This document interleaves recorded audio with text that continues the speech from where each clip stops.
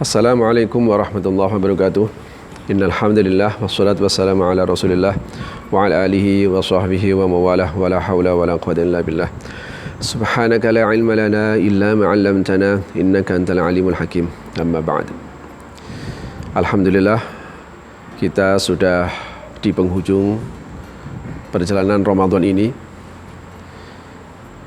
Kita semua sudah merasakan bagaimana pahitnya rasa lapar, bagaimana sakitnya rasa lapar, dan bagaimana sakitnya haus. Tetapi tentu saja lapar dan haus kita ini adalah dalam rangka untuk menjalankan perintah dari Allah Subhanahu wa taala untuk berpuasa di bulan suci Ramadan. Terus terang bahwa memang puasa ini adalah ibadah fisik. Maksud saya ibadah yang secara nyata kita disiksa fisik kita. Di penghujung Ramadan ini kita perlu untuk mengungkap hikmahnya. Kenapa sampai Allah perlu mengutus Ramadan? Kenapa manusia, umat Islam harus disuruh puasa sampai 1 bulan? Kalau Ramadan kita sikapi semata-mata bulan yang memberikan kebaikan-kebaikan, bulan penuh rahmat, maghfirah, barokah dan sebagainya, tentu saja ini tidak salah, tetapi sesungguhnya itu semuanya juga kita butuhkan, bukan saja di Ramadan, tapi di luar Ramadan kita juga butuh itu. Tetapi ada hal yang perlu kita sadari bersama, bahwa kita sengaja disuruh untuk tidak makan dan tidak minum itu punya tujuan. Dari sinilah kita langsung bisa membuktikan. Kenapa?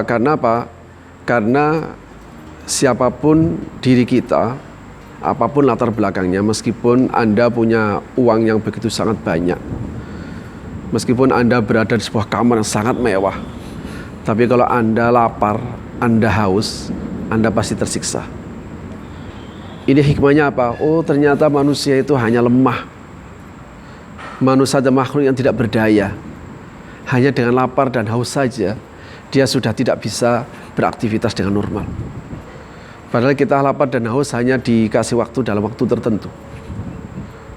Subhanallah, betapa sombongnya manusia kalau seandainya dia beralih sama Tuhan. Wong dia hanya kalah dengan tidak makan dan tidak minum. Sekedar tidak makan dan tidak minum saja, dia sudah kalah. Semua hartanya tidak manfaat ketika seseorang lapar dan haus.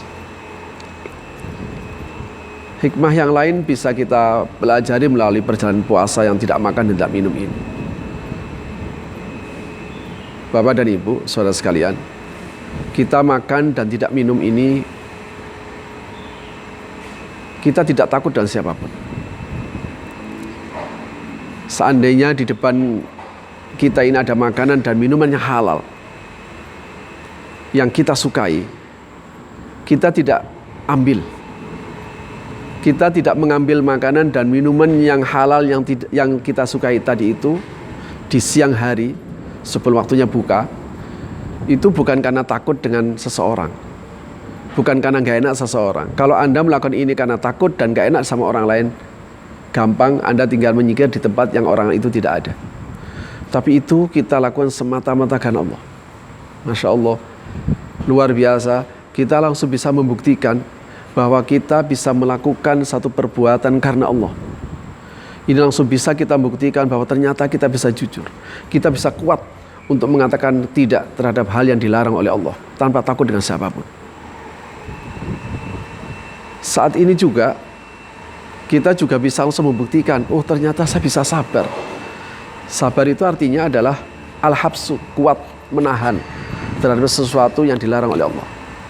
Sabar itu adalah tahammulun nafsi alal makari, kemampuan diri untuk menahan, menanggung sesuatu tidak menyenangkan.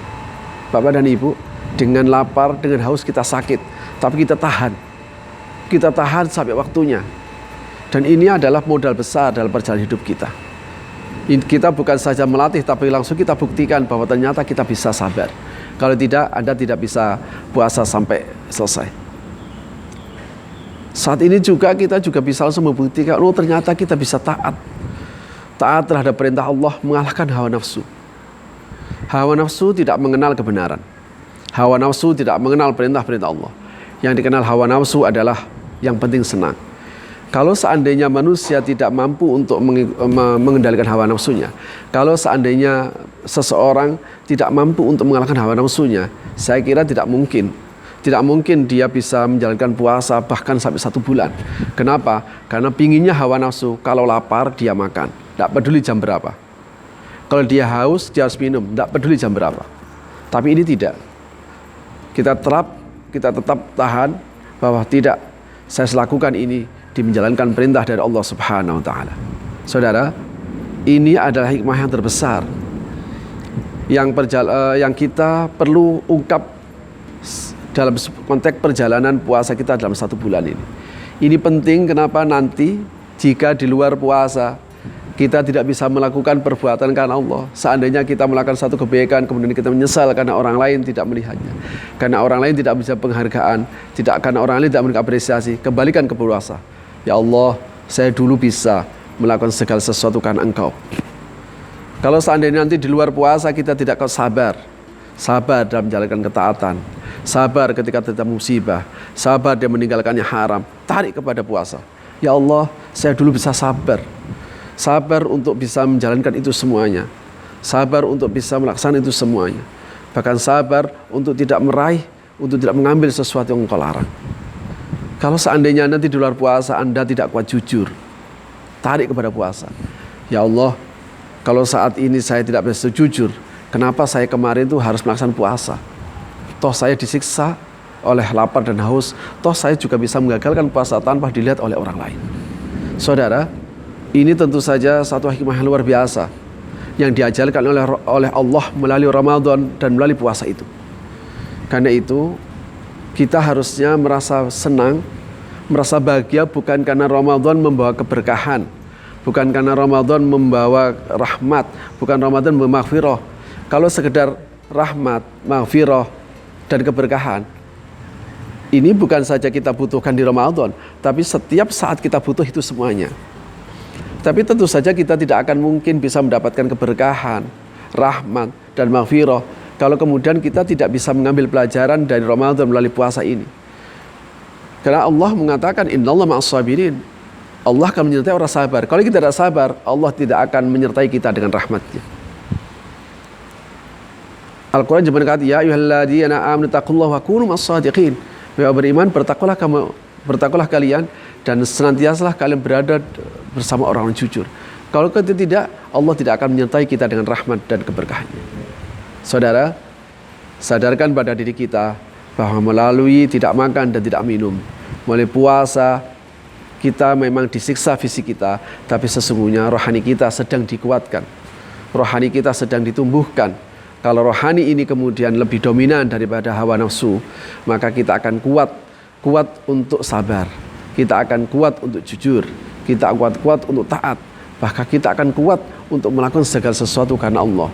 Itu bisa kita buktikan pada saat kita qiyamul lail, pada saat kita harus bangun malam. Memang selama bulan Ramadan kita kuat bangun malam itu karena terdorong, karena besoknya kita tidak makan seharian.